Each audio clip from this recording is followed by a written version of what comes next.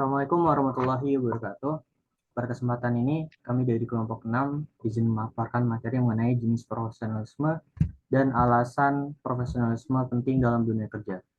Pada matkul pengembangan diri dan profesionalisme administratif dengan dosen Dr. Widya Parinita SNPA. Sebelumnya kami izin memperkenalkan anggota kelompok kami terlebih dahulu. Next.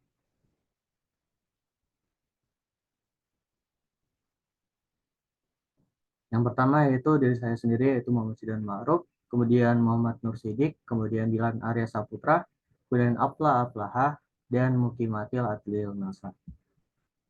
Next. Ini jenis profesionalisme. Profesionalisme akademik. Profesionalisme akademik adalah kemampuan untuk menunjukkan kesungguhan dalam bidang akademik dan menunjukkan integritas intelektual.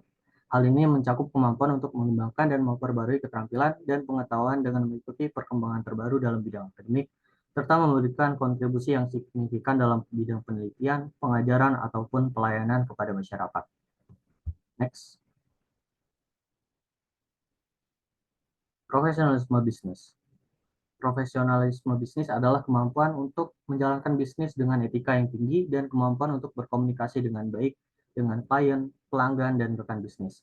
Hal ini mencakup kemampuan untuk menjalankan bisnis secara profesional dan efisien, mempertahankan kepercayaan dan integritas dalam hubungan bisnis, menjaga keamanan informasi dan privasi konsumen, serta menghindari perilaku diskriminatif dan tidak profesional dalam lingkungan kerja. Next, dibacakan oleh teman saya. Oke, selanjutnya profesionalisme medis atau kesehatan. Profesionalisme kesehatan adalah kemampuan untuk menjalankan praktik kesehatan dengan etika yang tinggi dan kemampuan untuk berkomunikasi dengan baik dengan pasien, rekan kerja, dan profesional kesehatan lainnya. Hal ini mencakup kemampuan untuk menghargai dan memperhatikan hak pasien, menjaga keseharian informasi pasien, menjaga dan meningkatkan pengetahuan dan keterampilan dalam bidang kesehatan, serta untuk berkolaborasi dengan rekan kerja dan profesional kesehatan lainnya dalam memberikan pelayanan kesehatan yang berkualitas. Selanjutnya ada profesionalisme hukum. Profesionalisme hukum adalah kemampuan untuk menjalankan praktik hukum dengan etika yang tinggi dan kemampuan untuk berkomunikasi dengan baik dengan klien, hakim, dan pengacara lainnya.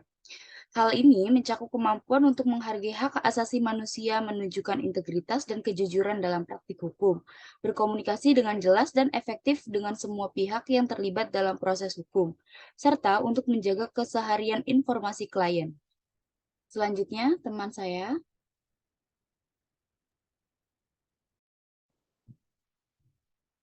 Selanjutnya ada profesionalisme keuangan. Profesionalisme keuangan adalah kemampuan untuk menjalankan praktik keuangan dengan etika yang tinggi dan kemampuan untuk mengelola keuangan dengan baik.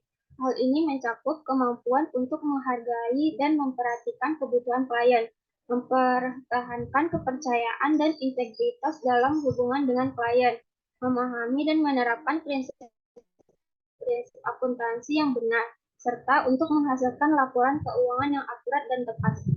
Sorry, next.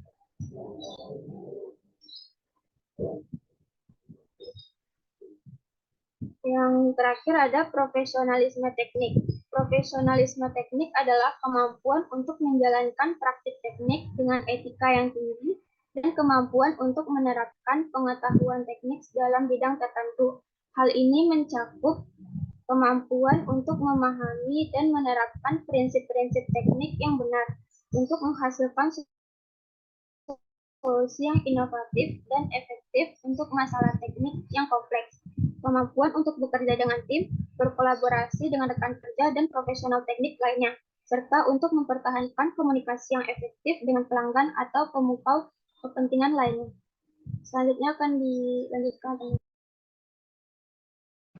Mengapa profesionalisme itu penting dalam dunia kerja? 1. Meningkatkan kualitas pekerjaan.